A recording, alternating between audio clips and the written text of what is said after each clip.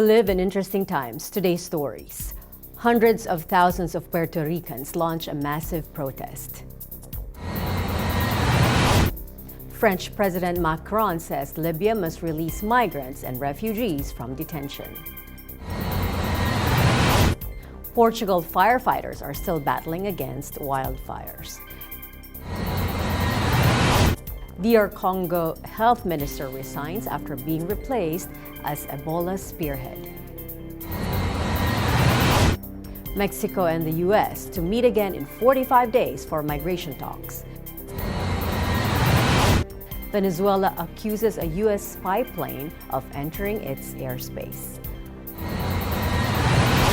Pompeo says U.S. sanctions a Chinese oil trader for violating Iran restrictions. Plus, disputes over billion-dollar telescope construction in Hawaii resonate across the U.S.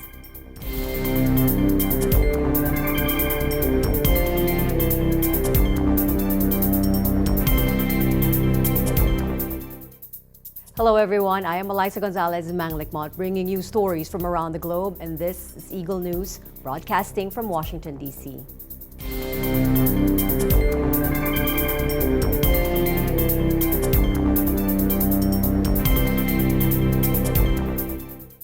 Hundreds of thousands of angry protesters blocked the main road in Puerto Rico's capital on Monday in a wave of demonstrations seeking the resignation of the U.S. territory's embattled governor. The demonstrators were joined by some of Puerto Rico's most famous singers, including Ricky Martin. The huge crowd sang, chanted, and danced in the streets while carrying the territory's red, white, and blue flag with a lone star. Puerto Ricans are up in arms over alleged corruption involving money meant for victims of Hurricane Maria in 2017, which left nearly 3,000 dead.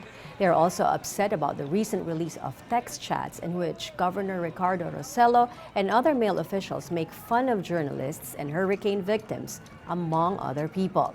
Under mounting pressure, Rossello said on Sunday he will not seek re-election next year and will step down as leader of his party, but he refused to resign from his post as governor. Rossello said in a video posted on Facebook, quote, "I have listened and I am listening to you today. I have made mistakes and I have apologized." That confession failed to appease demonstrators who have been taking to the streets for more than 10 days demanding he steps down. It is not a matter of, I'm not going to run for a re-election and we forgive you. The people of Puerto Rico are not satisfied. You're unfit to be the leader of this country. And I underscore the word country because this is an occupied country. Estamos aquí para, ¿verdad? Como puertorriqueños, además de que estamos a favor de que Ricky renuncie. Estamos para expresar nuestro talento, para que Puerto Rico vea y el mundo entero vea que Puerto Rico tiene mucho talento por expresar y esta es la manera de nosotros expresarlo. President Donald Trump also weighed in, calling Rossello, quote, "a terrible governor," and saying that hurricane relief funds were in the hands of incompetent people and very corrupt people. With protests showing no sign of abating, Rossello appeared on Fox News to try to defend his record. He said, "I used words that I've apologized for. I've also taken significant actions in the direction of helping vulnerable sectors in our population." Y no nos interesa, lo que queremos es que se vaya ahora, no nos interesa, tiene demasiado peso sobre sus hombros, la sangre del pueblo, la corrupción, es por la dignidad que estamos aquí. No, es que el pueblo ya no le quiere dar ni un poquito de break, para nada, porque no confiamos en él. Para nada confiamos en él, para nada, de verdad, porque ha dicho tantas mentiras que realmente, tú sabes, está bien una, dos, pero caramba, tantas, ¿no? French President Emmanuel Macron said Libyan authorities must release refugees and migrants they are holding in centers in Libya. Face à cette situation, je tire plusieurs conclusions. La première, c'est une demande expresse, insistante de la France à l'égard des autorités libyennes de mettre fin à l'enfermement et situation aujourd'hui construite sur le terrain à l'égard de ces populations. L'Europe n'est pas à la carte lorsqu'il s'agit de la solidarité. On ne peut pas avoir des États qui nous disent « moi je ne veux pas de votre Europe quand il s'agit de partager la charge, mais je la veux bien quand il s'agit de toucher les fonds structurels ». Ça ne durera pas. En tout cas, je ne validerai pas des perspectives financières qui iront dans ce sens. Speaking alongside Macron at the Élysée Palace in Paris, UN High Commissioner for Refugees Filippo Grandi said he is worried about the fact that the rescue capacity has diminished in Europe in recent months. C'est primordial de sauver les gens en mer et nous sommes inquiets, je l'avoue, je le dis avec franchise, du fait que la capacité de sauvetage en Europe est diminuée dans les mois récents et nous espérons que la discussion de ce matin, où il n'y a pas eu de voix contraire au concept de sauvetage en mer, soit un pas vers une situation plus positive de ce point de vue. Il faut que les opinions publiques européennes aient bien conscience que nous ne vivons plus une crise d'arrivée. Les chiffres montrent une chute significative des arrivées en Europe. Par contre, nous vivons une crise des morts, parce que le nombre des morts dans les attentes de traversée de la Méditerranée est très élevé, et même une seule mort serait de trop. Portuguese firefighters continue to battle wildfires in the central region where dozens of people were killed in huge blazes in 2017, as fears mount that strong winds could cause the remaining flames to spread. Portugal requested the loan of 2 water bombing planes on Monday as winds revived massive wildfires in the central region. Portugal's Civil Protection Agency had said on Monday morning the wildfires were 90% controlled, but officials said they were fanned back into life when winds picked up in the afternoon. Later in the evening, officials said they were making some progress against the blazes again, but it was slow work. Prime Minister Antonio Costa told journalists during the morning it was practically controlled, but weather conditions did not allow a consolidation of the situation. The Interior Ministry said in response to a demand from Lisbon, Spain, sent 2 heavy amphibious aircraft to help fight the blazes which broke out on Saturday amid scorching temperatures. Nearly 1,300 firefighters backed by 17 water-dropping aircraft were deployed to fight the blazes in the heavily forested Castelo Branco region, 120 miles northeast of the capital, Lisbon. The Civil Protection Agency said 39 people have been injured since the wildfires broke out on Saturday, including several firefighters who were hurt on Monday. Most suffered smoke inhalation, but a civilian was evacuated to a Lisbon hospital with serious burns. DR Congo's health minister resigned Monday after President Felix Tshisekedi replaced him as the head of the country's response to an Ebola epidemic that has killed more than 1,700 people. Oli Ilunga said in a letter to his boss, quote, "As a result of your decision to place the response to the Ebola outbreak under your direct supervision, I hereby submit my resignation as health minister." Coming up, Mexico and the U.S. to meet again in 45 days for migration talks. Venezuela accuses a U.S. spy plane of entering its airspace. Pompeo says U.S. sanctions a Chinese oil trader for violating Iran restrictions.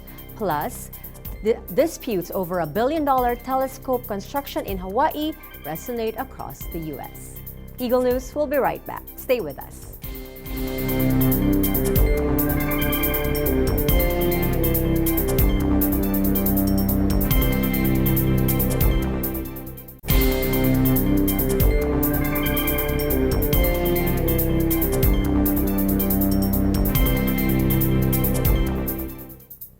Welcome back. You are watching Eagle News. The foreign minister said on Monday U.S. Secretary of State Mike Pompeo and Mexican counterpart Marcelo Ebrard will meet again in 45 days in Washington to evaluate Mexico's commitment to stemming the flow of migrants heading to its northern neighbor.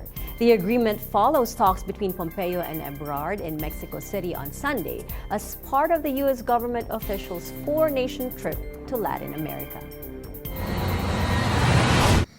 y el despliegue de la Guardia Nacional, así como la aplicación de la ley de migración, la ley correspondiente, ha llevado a que tengamos una reducción en el flujo migratorio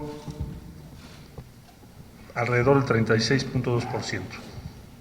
Y acordamos reunirnos de nueva cuenta para ese y otros temas en Washington dentro de 45 días. Lopez Obrador said, quote, "We are doing well in this matter. It was a very complicated issue, very difficult because there was a threat. Let's not forget to unilaterally apply tariffs and taxes on Mexican products." Tensions have calmed between Washington and Mexico City since U.S. President Donald Trump threatened stiff new trade tariffs against the United States' southern neighbor unless it acted decisively to stem the migrant wave. Following Sunday's meeting, the State Department said Secretary Pompeo thanked Foreign Minister Ebrard for Mexico's increased immigration enforcement efforts. Trump had given Mexico a 45-day grace period, which ended on Monday, to show some results. Ebrard said in yesterday's meeting, "We made it clear that Mexico has taken effective decisions. The United States respects those decisions and the progress we've made." He said Mexico had asked the U.S. for commitments to illegal arms trafficking from the U.S. to Mexico. The Mexican government in June deployed thousands of soldiers and police officers both near its southern border with Guatemala and the U.S. border in the north to slow the migrant flow, which has come principally from impoverished and crime-ridden Central American countries. Ebrard reiterated Mexico's position that it would not accept becoming a safe third country, which could see it used as a dumping ground for asylum seekers rejected by the U.S. Guatemala's Constitutional Court last week blocked President Jimmy Morales from signing a deal with the U.S. that would have designated the Central American nation a safe third country, obliging it to offer asylum to any migrant entering its territory on the way to the U.S. The Trump administration announced a new policy last week that declares almost all migrants arriving from Mexico ineligible for asylum. Slamming the maneuver as unprofessional, U.S. defense officials said Sunday a Venezuelan fighter jet aggressively shadowed an American intelligence plane over the Caribbean Sea. U.S. Southern Command, or SOUTHCOM, said the Russian-made Venezuelan Su-30 flanker took off from an airfield 200 miles east of Caracas on Friday, following a U.S. EP-3 at an unsafe distance, jeopardizing the crew and aircraft.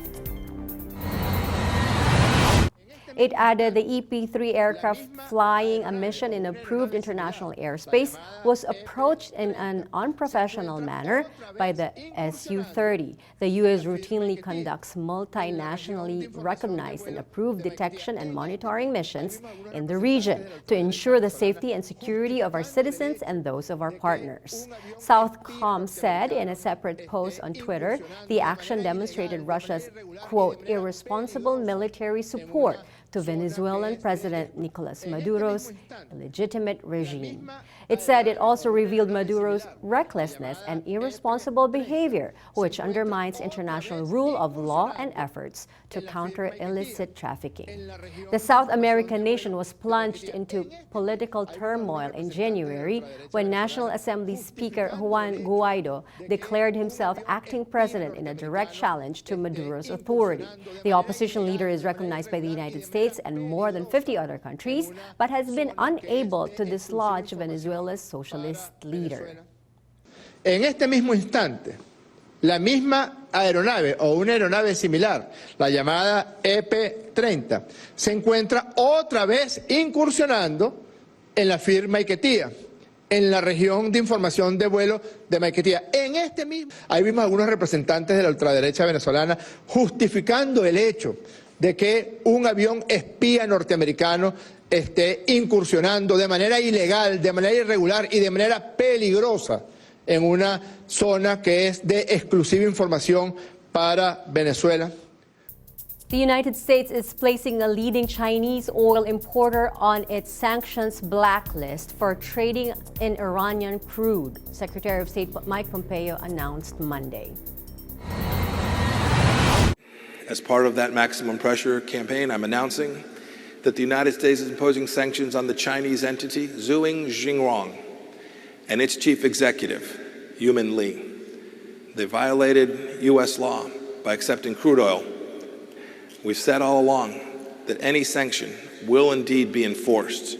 We can't tolerate more money going to the Ayatollah, putting American soldiers, sailors, airmen, and Marines, and putting their life at risk. The announcement was the latest step by Washington to ratchet up economic pressure on Tehran over its alleged military activities in the Middle East and its nuclear program by taking aim at business partners. Zhuhai Zhenrong, along with Chinese state refiner Sinopec, are responsible for nearly all the Iranian crude that China imports. Bloomberg reported that China took in about 12 million tons of Iranian crude in the first 5 months of this year. It said that some of the crude is being held in bonded storage and not passing through Chinese customs, possibly to avoid the application of sanctions. July 15th of this year was supposed to be the start of the construction for the $1.4 billion 30-meter telescope, or the TMT, on the summit of Mauna Kea in the Big Island of Hawaii. However, despite government approval on numerous occasions, opponents to the project are not giving up without a fight, not only in Hawaii, but now in other parts of the U.S. Here is a combined report from our U.S. correspondents Mio Acenas in Honolulu and Lani Valdecantos in Las Vegas. Take a look. On day one, the road leading up to Mauna Kea was supposed to close at 7 a.m. to allow construction equipment access towards the summit. However, as early as 3 a.m., protesters have already gathered themselves at the intersection leading up the mountain. Some of them were kupuno, or senior citizens, who were lying down while chained to a piece of metal grate. On day two, the protest was no longer isolated to the Big Island. Soon, gatherings were sprouting on Maui, as well as on Oahu, especially at Honolulu's airport, the state capital, and the University of Hawaii main campus. On day three, Hawaii Governor David Ige declared a state of emergency on the Big Island, authorizing deployment of reinforcements from the Maui and Honolulu police departments. Up to 33 protesters were arrested in the process, most of them kupuna or the elderly. On day four, some protest groups used the freeway in Honolulu to drive slowly, drawing attention and creating traffic. The effects of the road closure to Mauna Kea were also taking their toll on the tour companies that depend 100% of their revenues from the mountain itself. On day 5, the governor visited Big Island to assess the recovery from last year's Kilauea volcanic eruption but did not confirm any plan to visit the protests at Mauna Kea. By this time, the TMT organization has been trying in earnest to emphasize its position as well as the benefits of having the telescope in Hawaii. Even presidential candidates got involved, with statements from Senator Bernie Sanders and Hawaii Congresswoman Tulsi Gabbard, calling for Governor Ige to reconsider its current plan. Protests against the TMT constructions continue to take place in cities across the U.S., such as LA and New York. For a closer look on the gathering in Las Vegas, here's Lani Valdecantos. I'm from Oahu, Waianae, Hawaii, the west side of Oahu, supporting all our people out here in Las Vegas, Nevada. Thousands and thousands of miles across the sea, baby. Us Hawaiians still come together. Look around. Yes, sir. The conflict between opponents and supporters regarding the 30-meter telescope construction in Hawaii resonates all over the U.S., right behind me, including here in Las Vegas. Those whom we spoke to chose to call themselves protectors of Mauna Kea, rather than protesters against the TMT. We're protectors, not protesters. We're here to protect our Mauna, Aloha Aina, our Ole TMT. And as we were talking about earlier, we are protectors of the land. We're not protesters. I'm also pro-American. I served in the Air Force for 7 years. I can be Hawaiian and American. I just need to feel that we need our story to be heard. We remind our Kanaka over here, we are protectors of the Mauna, and they know this very well.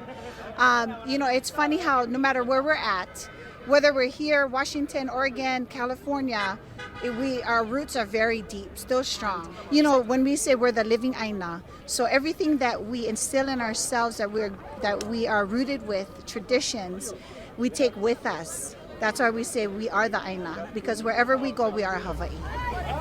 When asked about those who do support building the TMT in Hawaii, this gentleman chose not to answer the question, but stated something else in Hawaiian. What about those in Hawaii that don't want to leave the state and looking forward to the TMT? What can you comment about that? I cannot comment on that. Okay. Malamapona, aloha aina, kukia imauna. These things that can be translated into English, but the vibes is here. Really, I mean, it's just the people and the feelings that we share. I mean, it's not just based on one ethnicity. I mean, we're all one peoples of the planet, but there are people who struggle and people who are in a position to stand and resist some oppressive forces. So. And what about a peaceful resolution? Here's what some of them had to say. Build a telescope anywhere in the world except Big Island. Aloha aina. Except the whole Hawaiian island, whole Hawaiian island. Peaceful resolution to me is just not to have the telescope built. Think of another place on this planet to build it. You know, we live on a very large planet. I'm not really sure why they chose Mauna Kea, but I'm sure there's other places that they could have built it. Aloha all the way. You have to be patience. Ahunui is probably the biggest part of our aloha, is patience through this whole process. I pray to Keakua that Ige will see it right. He's in a position, the power to do what needs to be done right. This was a peaceful gathering today, but it seems that there's no resolution as of yet. Reporting from Las Vegas Bureau, I'm Lani Valdicantos, 1 with 25. Thanks, Mio and Lani. That is today's Eagle News. Join us again tomorrow for stories that matter to you. Visit our websites at eaglenews.net and eaglenewslive.com. Follow us on Twitter at twitter.com/eaglenews and on Facebook at facebook.com/eaglenews. Thank you for watching. I am Elisa Gonzalez, Manglekmot, 1 with 25.